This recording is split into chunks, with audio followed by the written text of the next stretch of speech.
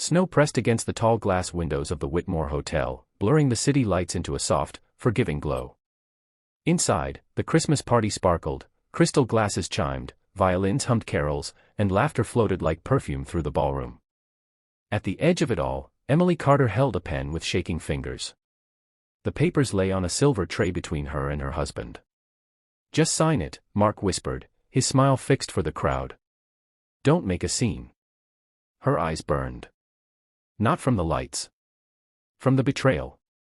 3 years of marriage ended with a document thinner than the lies he'd told. He had grown distant once her simple clothes and modest habits embarrassed him among his ambitious friends. Tonight, at his company's lavish Christmas party, he wanted freedom, clean, quiet, and public enough to humiliate her. Emily swallowed hard as whispers rippled nearby. "Poor thing, she's being divorced on Christmas. Guess she married above her league." A tear slipped down her cheek and splashed onto the paper. She signed. Applause erupted as Mark lifted his glass, already turning away. The music swelled again, eager to erase her pain. Emily stood there, small and silent, clutching the pen like it had wounded her. That's when the room changed. The doors at the far end of the ballroom opened, and a hush rolled in, heavy, immediate. Men straightened their backs. Women froze mid-sip. An older gentleman stepped inside, flanked by security. His tailored coat was dusted with snow. His eyes, sharp and unmistakable, scanned the room until they landed on Emily. Her shoulders trembled. "Father," she whispered. Gasps exploded like fireworks. Richard Hale. The billionaire industrialist. One of the richest men in the country. He crossed the room without haste, every step deliberate. He removed his coat and gently draped it over Emily's shoulders, shielding her from every stare. "Are you hurt?" he asked softly. She shook her head, tears falling freely now. "I didn't want to ruin his party." Richard Hale turned to Mark. Silence became unbearable. "You divorced my daughter," he said calmly, "at a Christmas party." Mark's face drained of color. I didn't know she was." "No," Richard interrupted. "You didn't care to know who she was at all." He picked up the signed papers, glanced at them once, then handed them back.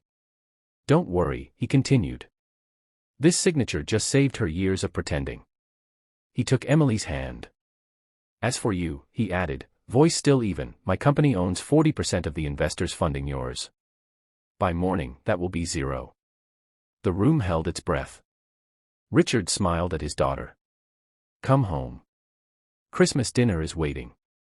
As they walked out together, Emily didn't look back. For the first time that night, she wasn't crying anymore.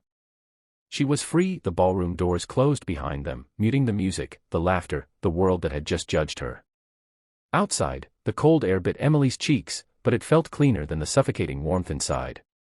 Richard Hale's driver opened the car door, but Emily didn't move. "I'm sorry," she said quietly. "I never told you how bad it had become." Richard looked at her the way he had when she was a child, concerned, steady, unshaken by power or wealth. "You wanted to be loved for who you are," he said. "That was never a mistake." Inside the ballroom, chaos had begun. Mark stood frozen as phones buzzed and whispers turned sharp. "Did you hear? That was his daughter. We invested because of Hale's indirect support." His business partner grabbed his arm. "Mark, investors are pulling out. Right now." Mark laughed nervously. "This is ridiculous." She never said anything. She lived like nothing. That, the partner snapped, was the point. Back in the car, Emily stared out at the city lights streaking past like fading memories. "I kept thinking if I stayed quiet, if I stayed small, he'd choose me." Richard's voice softened. "People who only love the light will abandon you in the dark." She nodded, tears returning, but these were different. Lighter. Cleansing. The car stopped at the Hale estate, glowing with warm lights and decorated trees. Staff members paused, surprised but smiling, as Emily stepped inside. The smell of cinnamon and pine wrapped around her. "Dinner's still warm," the housekeeper said gently. Emily hesitated at the staircase. "What if I'm embarrassed? Everyone saw me cry." Richard smiled. The strongest people are the ones who don't hide their tears. Later that night, Emily sat alone in her childhood room, the one she'd refused to renovate despite its old furniture and soft fairy lights. She opened her phone. Messages flooded in. Mark, please talk to me. Mark, I didn't mean for this to happen. Mark, you destroyed everything. She typed one reply. No. You destroyed yourself the moment you mistook kindness for weakness. She blocked him. Weeks passed. Headlines followed. CEO loses company after public divorce from billionaire's daughter. The woman who hid her fortune and found her freedom. Emily didn't give interviews. She didn't need to explain herself. Instead, she walked into a modest community center on the east side of the city, one she'd quietly funded for years under a different name. She sat with single mothers, listened to their stories, and smiled without fear of being underestimated. One evening, as snow fell again, Richard joined her there. You know, he said, watching her help a child with homework, the board wants you to take a leadership role in the foundation. Emily looked up, surprised. Me? They'll follow you, he said. Not because of your last name. Because of who you are. She thought of the ballroom. The papers. The tears. Then she smiled. All right, she said. But on my terms. Outside, Christmas lights flickered on. This time, they weren't hiding the truth. They were celebrating it. Sparkles.